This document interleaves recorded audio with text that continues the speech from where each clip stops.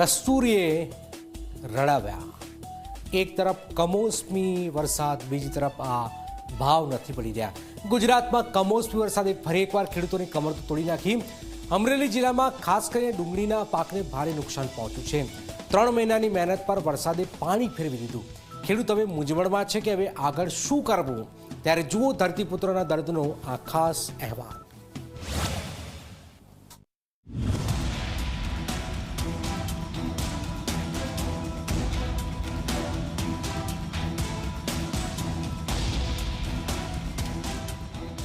આ દ્રશ્યો છે અમરેલી જિલ્લાના, જ્યાં ક્યારેક લીલાછમ લહેરાતો ડુંગળીનો પાક આજે બરબાદીનું ચિત્ર બની ગયું છે।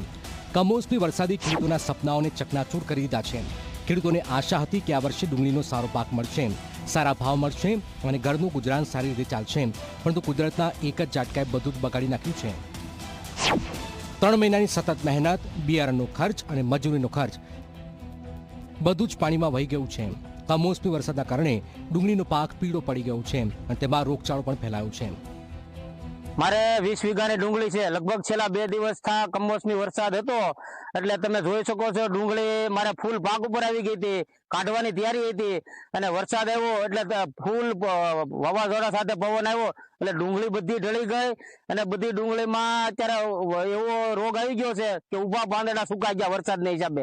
કેમ કે ડુંગળીને વરસાદનું પાણી ઠંડુ પડે એટલે પાંદડા તમામ સુકાઈ ગયા અને હાવ પીળા રાખ થઈ ગયા છે।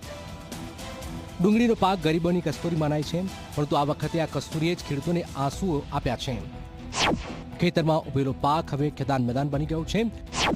હવે ખેડૂતોની નજર બજાર પર છે કે થોડો ઘણો પાક બચ્યો છે તેને સારો ભાવ મળે તો કદાચ થોડું નુકસાન ભરપાઈ થઈ શકે, પરંતુ હાલની સ્થિતિમાં તે પણ અનિશ્ચિત છે। જો અમારે 200 થી 300 મણ વીઘે થાય એમ હતી, હવે વીઘે 100 થી 150 મણ થાય। એટલે સરકારને એવી વિનંતી છે કે ડુંગળીના ભાવ સારા ટેકામાં કરે તો ખેડૂત ઉભો રહી શકશે, નકર નહીં ઉભો રહી શકે। કમોસમી વરસાદે માત્ર પાક જ નહીં પરંતુ ખેડૂતોની આશાઓને પણ તોડી નાખી છે। કુદરતના આ કહેર સામે ખેડૂત હજુ પણ આશા રાખી રહ્યો છે, પણ સરકાર અને વહીવટીતંત્ર ક્યાં સુધી આંખે પાટા બાંધીને બેસી રહેશે। જો વરસાદે ખેડૂતોની મહેનત પર પાણી ફેરવ્યું છે તો સરકારે હવે તેના આંસુ સૂકવવાની જવાબદારી નિભાવવી જ પડશે। કમોસમી વરસાદથી સર્જાયેલી આ પરિસ્થિતિએ ખેડૂતોને ભારે આર્થિક સંકટમાં મૂક્યા છે। હવે જોવાનું એ રહ્યું કે સરકાર ખેડૂતોને કેટલી મદદ કરે છે। કેતન બગડા, ઝી મીડિયા, અમરેલી।